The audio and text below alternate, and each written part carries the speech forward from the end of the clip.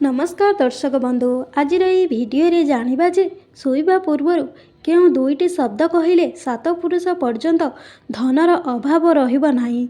जानिबा पूर्वर भिडियोटी को लाइक एवं आम चैनल को सब्सक्राइब करि दियंतु।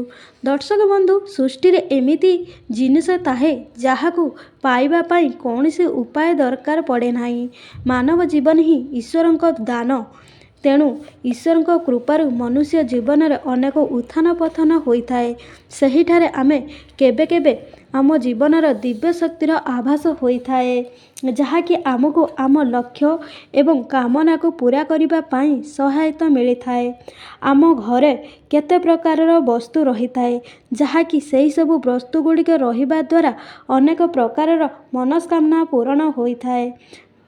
शास्त्र रे कहा जाइछि जे सच्चा मनरे बा श्रद्धा मनरे जदि समस्त कार्य करिवे ताहाले समस्त कार्य पूर्ण हेबो। डेरी रे हेले भी पूर्ण होता है, निश्चय होता है। आज आमे आपन को दुईटी शब्द विषय रे कहिबु जहाँकि जदि आपण शोइबा पूर्वरु कहिबे ताहाले आपणकर भाग्य चमकी उठिबो एवं ता सहित घरे टंका पैसार अभाव खूब शीघ्र दूर होइजिबो।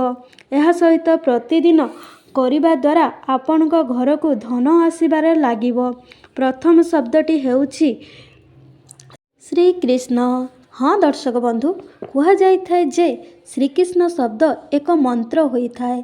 शास्त्र अनुसार श्रीकृष्ण नाम जप करिबा द्वारा मनुष्यर समस्त कष्ट दूर होता है।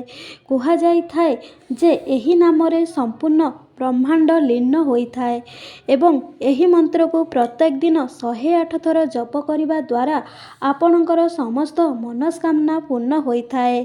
कारण भगवान श्रीकृष्ण भगवान विष्णुंकर अष्टम अवतार बोली कहा जाए। तेणु एही नाम स्मरण कले ही व्यक्तिर समस्त दुख दूर होता है।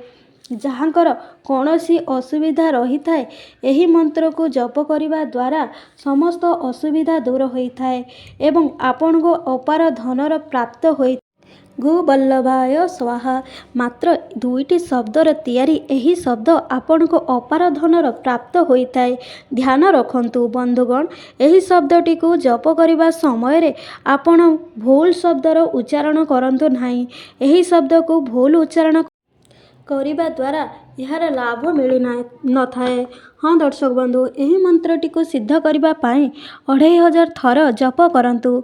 आज यही भिडियोटी को किपरि लागला ताहा कमेंट बॉक्स रे जय श्रीकृष्ण लिखि दियंतु एवं आम चैनल को लाइक करि दियंतु। धन्यवाद।